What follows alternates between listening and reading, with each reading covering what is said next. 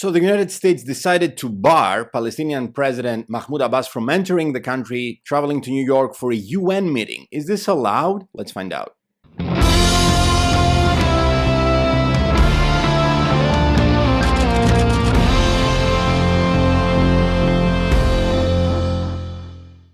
Hello everybody, my name is Stavros. I'm a professor of international relations and advocate for democracy. This is Black Flag Media. This is a free channel, an open channel where we talk about all things that relates to globalization, what's happening around the world, international relations, and of course, democratic ideology. So there is a recent development that I think is really, really important, and it illustrates maybe perhaps the need for a change in the seat of power for the United Nations. Hear me out, because this is some major news from the Trump administration. They decided that Palestinian leader Mahmoud Abbas will be barred. He was supposed to enter the country to meet other world leaders in New York for a meeting this month, September every year. We have the meeting of the General Assembly in the United Nations. The seat is in New York in the United States. But now the U.S. says that we forbid entrance. We will deny entrance to the Palestinian Authority President Mahmoud Abbas. He is widely recognized as a leader of the Palestinian people. So this is a pretty escalatory and I would say aggressive move by the Trump administration. They also said that they will bar entrance not only to Mahmoud Abbas but also 80 other Palestinian politicians. Their visas have been denied proactively, or if they already had visas, they would be revoked. Every member of this Palestinian political team would be denied entrance to the country. Again, let me reiterate that President Mahmoud Abbas was supposed to attend this meeting of the UN General Assembly, and also he was scheduled to attend a summit there where Britain, France, Australia, and Canada, they have pledged to formally recognize the Palestinian state because of the crimes perpetrated by the Netanyahu government in Gaza, specifically the war crimes that it's evident to everybody, and the allegations against the Netanyahu government about committing ethnic cleansing or maybe even genocide, as is being examined by the International Court of Justice at The Hague, Netherlands. So let's see if this makes any sense what the U.S. is doing, because the U.S. has a deal. They have an agreement with the United Nations. So the United States, they're hosting the HQ, the headquarters of the United Nations, under a specific deal, a 1947 UN headquarters agreement, as it's told. This is a deal ratified by the U.S. Senate. So this is something that the U.S. president cannot choose to ignore. Granted, this president may choose to ignore many things, but no deal signed by his own country and ratified by his Senate. So yes, according to this deal, the U.S. is generally required to allow access for foreign diplomats to the United Nations in New York. So this is, yes, the humanity through the United Nations said that the U.S. will be the headquarters for the UN, but you will have to allow access to everybody, even if you don't like them. You may not like the Russians, the Chinese, or Iranian diplomats. You will have to give them visas. However, Washington has said at the time, during many years after that, actually, that we can deny visas if there's, a foreign policy or threat or a terrorist or something like that. So if there's an actual danger, maybe a country would choose to send someone who is a war criminal or who is a terrorist, and we're being threatened, then we can deny them visas. So I guess that would make sense. But let's see the European reactions to that, because some of the European countries they were supposed to meet with Mahmoud Abbas, so they said that this is an illegal move by the Trump administration. This contradicts international law, specifically the headquarters agreement, because, as French Foreign Minister Jean-Noël Barrot said, the UN General Assembly cannot be a subject to any restrictions on access. The same sentiment was expressed by Irish Foreign Minister Simon Harris, who said that the European Union as a whole should protest the decision in the strongest possible terms. On the same note, Spain's Prime Minister Pedro Sánchez said that he had spoken with Abbas to express Madrid's support, and he called the visa decision unjust. He wrote on X, that Palestine has the right to make its voice heard at the UN and in all international forums. So let's see if this is something that the US can actually do, bar people, legally ban people actually from visiting the UN headquarters, which is, something that needs to be examined, I guess, from legal experts, and, maybe find out if there's something that the UN can do about it. Again, the section 11, we're talking about the 1947 UN headquarters agreement, and there's the section 11 of that agreement, which says that it's prohibited by U.S. authorities from restricting access of UN members, representatives, UN officials, and officials of UN special agencies. Granted, Palestine is not a member of the UN because it has not been recognized as a state, as a country. Why? Because of the U.S. The U.S. has been vetoing all these years any efforts that have been made to recognize Palestine as a member state. Obviously, in coordination with Israel, they have been vetoing, have been stopping the Palestinians to have their own country, technically speaking, in the UN. So yes, it's the UN's fault, if you will, that Palestine is not a country in the UN. But that's, technically speaking, Palestine is not a country, but they are a non-member observer party. So they have the status of a non-member observer as the state of Palestine. That's how they are being called, even with this status as a non-member observer. Interestingly, though, even though they're not members, they're not a member state, the headquarters agreement also prohibits the U.S. from restricting access to anyone who has been invited to the headquarters by the UN, which would include Abbas and the Palestinian Authority officials in this instance. So clearly, the Trump administration is violating international law, and they're violating the headquarters agreement because, again, the agreement stipulates that if the UN decides to invite anyone, the U.S. doesn't have any say. The U.S. is irrelevant, or the opinions of Trump or whoever else are irrelevant. If the UN decides to invite someone, this is, neutral ground. Everybody should have access to that. Again, this agreement is legally binding on the U.S. Again, it has been signed by the U.S. Congress as a domestic law in 1947. And again, under U.S. Constitution, the treaties ratified by the Senate are binding on federal and state authorities, which includes Trump, even though he wouldn't like to hear that. But this is the gist. Also, it needs to be mentioned that there's a precedent here, a really bad precedent for the United States. And it has to do, again, with Palestinians. At the time, it was the leader called Yasser Arafat, the Palestinian leader of the Palestine Liberation Organization, the so-called PLO. Back in 1988, the UN, again, invited the leader of the Palestinian Liberation Organization to speak to the General Assembly. Again, the US denied him a visa at the time, citing national security and terrorist concerns. Again, a Republican president at the time, Ronald Reagan, we received a repetition, and also something that is clearly violating not only the spirit, but the letter of the UN-US agreement. At the time, what the UN decided to do is to actually move the General Assembly session to their offices in Europe, Switzerland. They have an office in Geneva, which is the second office. Again, the HQ, the base is in New York, but they have another office in Geneva. So what the UN decided was to bypass the US altogether, ignore this authoritative, totalitarian, I would say, decision by the US to choose who's going to participate in the UN. This is not people visiting the US for leisure or tourism. This is people participating in the UN General Assembly.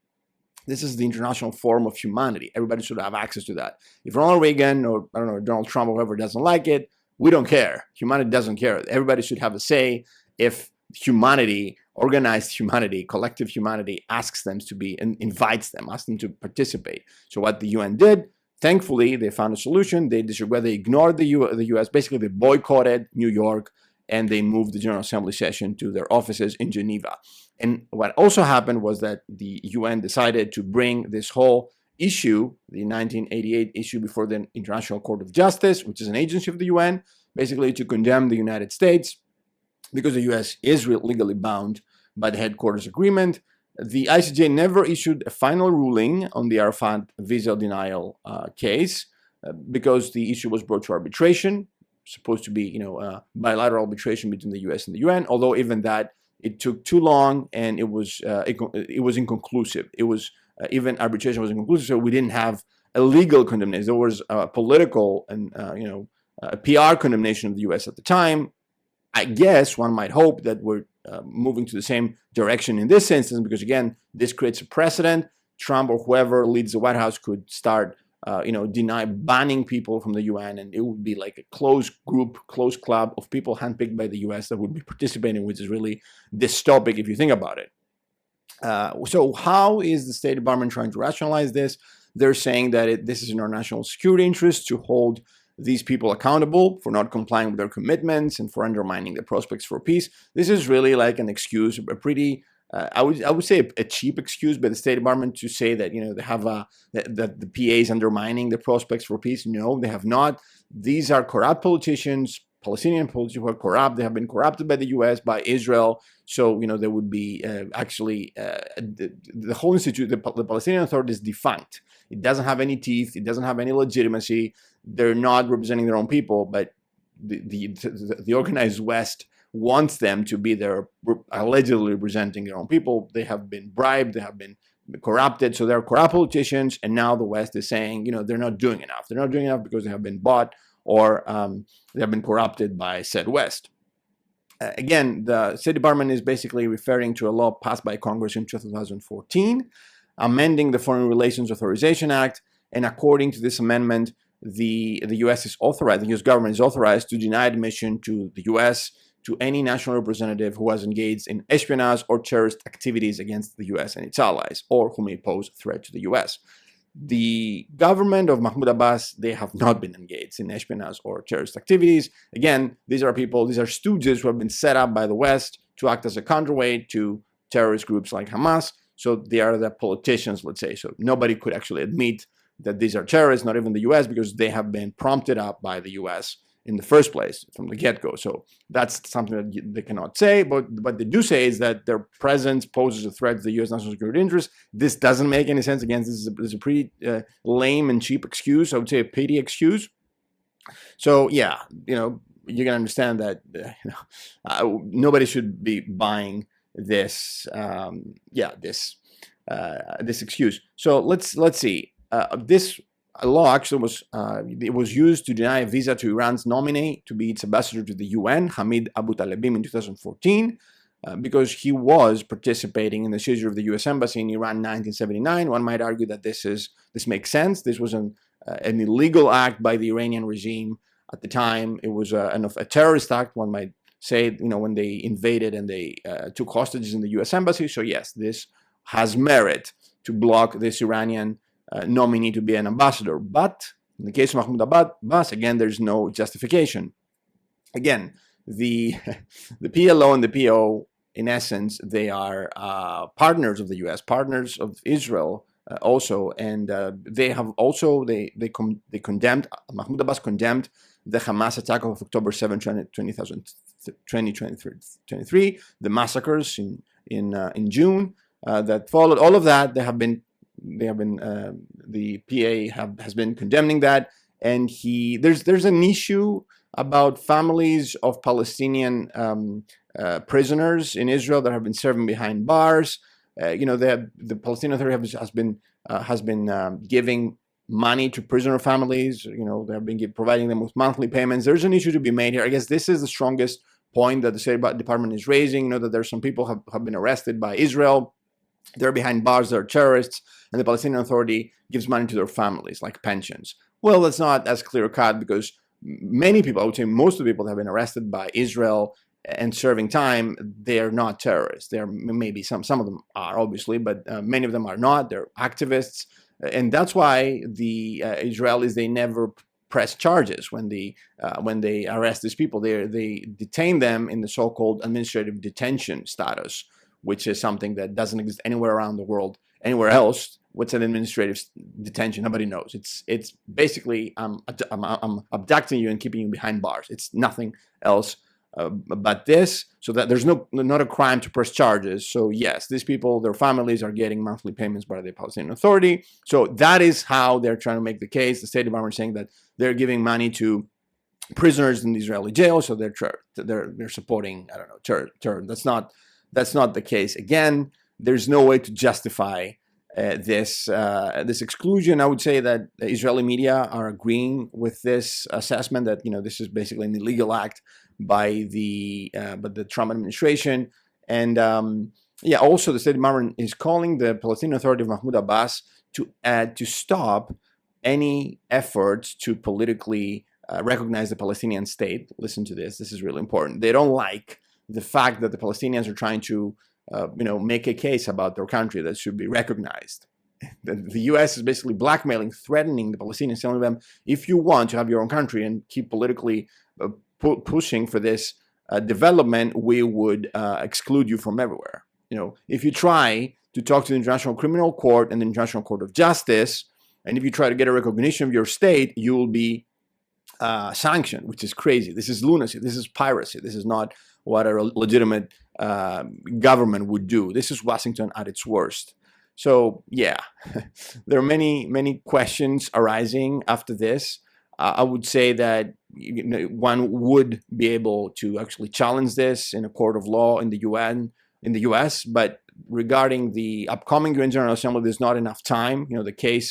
There's not enough time for the case to be addressed before the actual session begins. What could happen is that the UN could act the same way that they did in 1988 and move part of the General Assembly proceedings to Geneva so they can enable Mahmoud Abbas and his delegation to participate. But there's another bigger topic here, whether the US should pay a price for this act. This is the second strike that they did. They're obviously taking advantage of their power as a hosting country of the UN, and it seems that they're pretty belligerent to anybody who, I don't know, doesn't agree with their own opinion, especially since they're calling for the Palestinians to stop doing what they're doing. Their political, legitimate and peaceful means of being recognized, because the Washington doesn't agree with that. This is really, I would say, escalatory, and I would say it's provocative, to say the least. So maybe this is the time to start talking about alternatives. Maybe we can have Geneva become more important as a meeting hotspot for the UN in the future. Maybe we can have Geneva actually be the HQ of the UN, because granted, Switzerland is a more neutral country than the US is, especially now with the multipolar world, with everybody choosing a bloc and fighting sides. I think that maybe, I don't know what you guys think. I'd like your own ideas about this. Maybe this is the time that we should see such a move and, move the General Assembly seat to a country who is more neutral. I don't know. Let's find out down in the comments what's your opinion. So that's it for today, guys. If you did like this video, like and subscribe. There's more videos coming down the pipe, so make sure that you follow this channel. So keep raising the flag, and I'll see you in the next one.